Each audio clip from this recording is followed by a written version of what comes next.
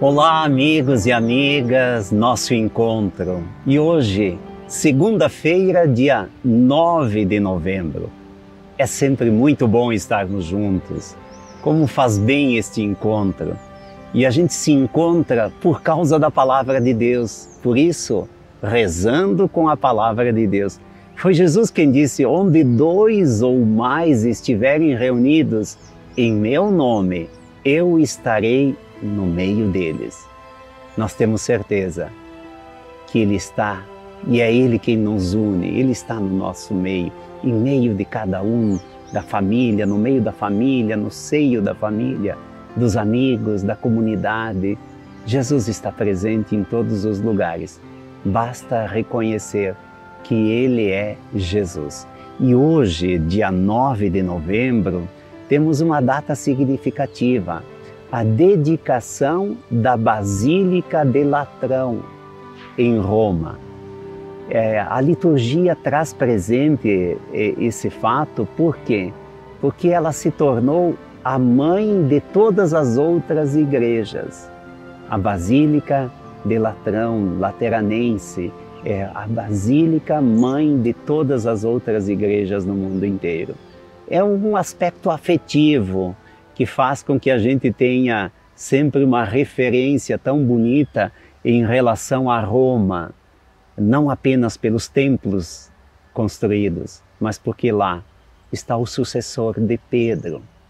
E o sucessor de Pedro, o primeiro sucessor, que nós chamamos de Papa, Pedro foi o primeiro Papa, né? Ele sucedeu quem?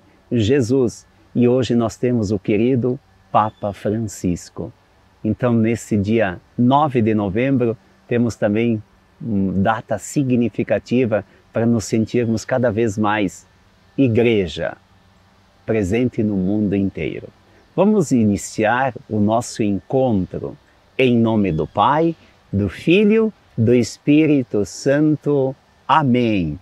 E a palavra de Deus deste dia, desta segunda-feira, 9 de novembro, é do Evangelho de João. João, capítulo 2, versículos 13 a 22. João, capítulo 2, versículos 13 a 22. O Senhor esteja convosco. Ele está no meio de nós. Proclamação do Evangelho de Jesus Cristo, segundo João. Glória a vós, Senhor. Acolhamos então o trecho bíblico, o Evangelho deste dia. Celebrava festa em Caná da Galileia e vejam que Jesus também tinha participado desta festa. E é depois desta celebração que Jesus conta esta situação, esta parábola e faz esta relação também que serve de indicação para a nossa vida. Como se aproximasse a Páscoa judaica, Jesus subiu a Jerusalém. Encontrou no recinto, dentro do templo, os vendedores de bois, de ovelhas e de pombas, e os cambistas que estavam lá também no templo sentados.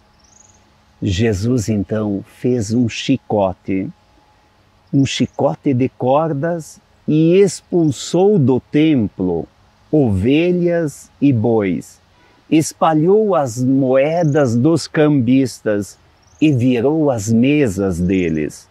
Aos que vendiam pombas disse: tirai isso daqui e não convertais num mercado a casa do meu Pai.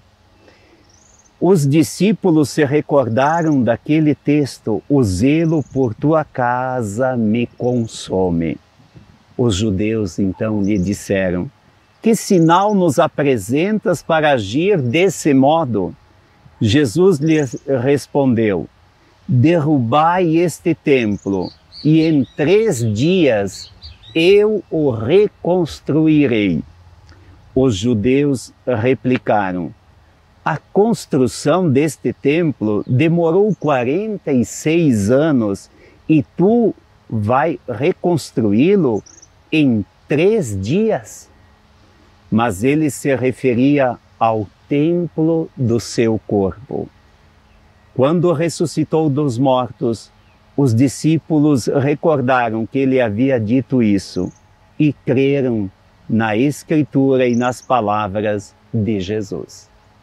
Palavra da salvação. Glória a vós, Senhor. Jesus sobe a Jerusalém. E em Jerusalém, qual é o sinal de Jerusalém? Qual é o ponto principal de Jerusalém? Qual é o centro de Jerusalém? O templo. Jesus vai no templo e vai ao templo porque ele até então, ele fazia tudo aquilo que ele aprendeu de pequeno, como judeu, ele aprendeu com os seus pais ir na festa em Jerusalém, tinha as festividades, tinham todas aquelas cerimônias. Jesus participou, foi lá no templo. O que ele encontra no templo? Pessoal vendendo, o templo é enorme, pessoal vendendo bois, ovelhas, pombas, os cambistas trocando dinheiro, vendendo coisas.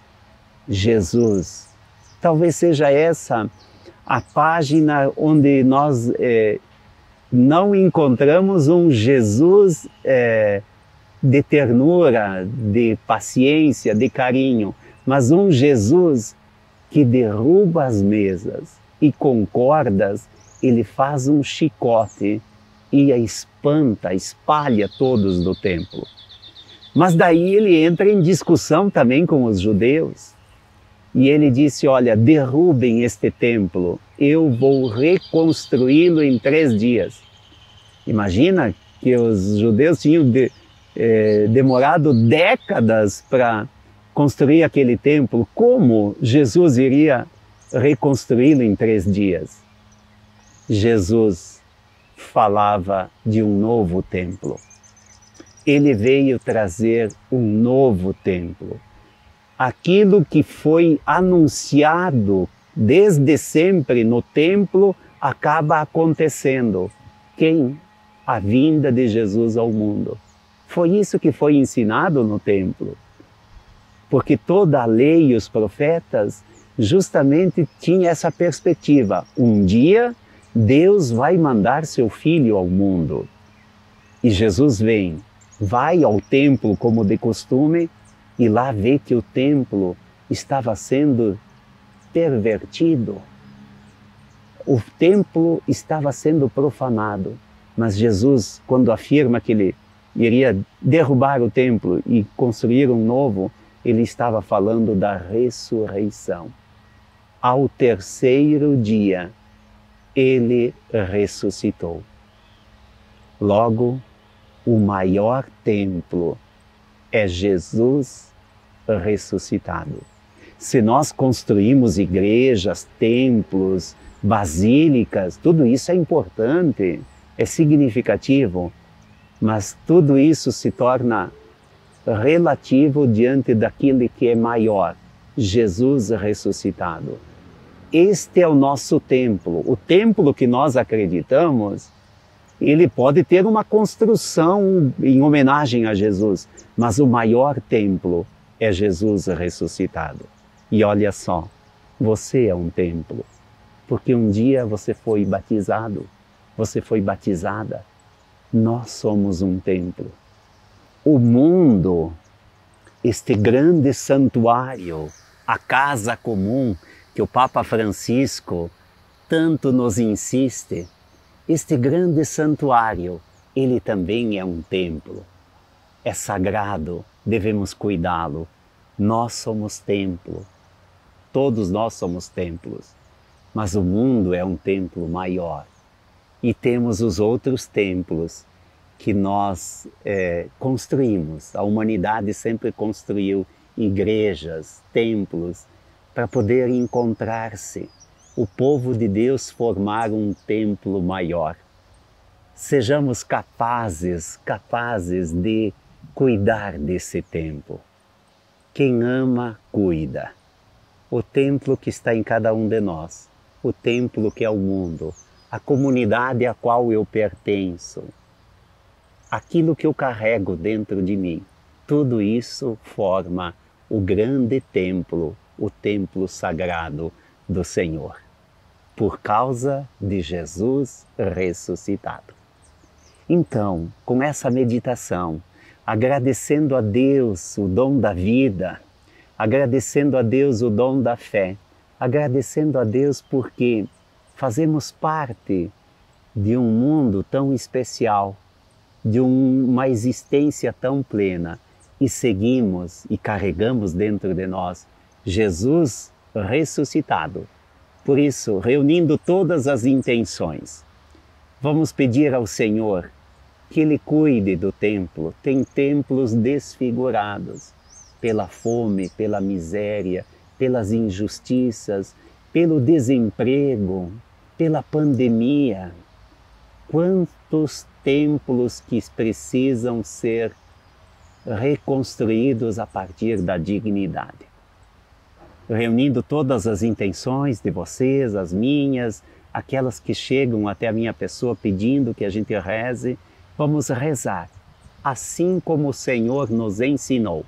Pai nosso que estais nos céus, santificado seja o vosso nome. Venha a nós o vosso reino, seja feita a vossa vontade, assim na terra como nos céus. O pão nosso de cada dia nos dai hoje. Perdoai as nossas ofensas, assim como nós perdoamos a quem nos tem ofendido. E não nos deixeis cair em tentação, mas livrai-nos do mal. Amém. Amém. Que o Senhor nos abençoe. Obrigado pela companhia. Não deixa de seguir, não deixa de multiplicar tudo isso, né? Likes, joinha e também inscrever-se no canal. Isso é muito bom, e seguir nas redes sociais. Vamos em frente, nunca estamos sozinhos, nunca, nunca. Ele é conosco, Ele é conosco. E vamos pedir a bênção de Deus para que possamos viver dignamente o dom da vida, não esquecendo que cada um de nós é um templo sagrado. O Senhor esteja convosco, Ele está no meio de nós. Sobre todos nós, desça a bênção de Deus, Pai, Filho e Espírito Santo. Amém. Um abraço a todos, gratidão, paz e bem, santa alegria.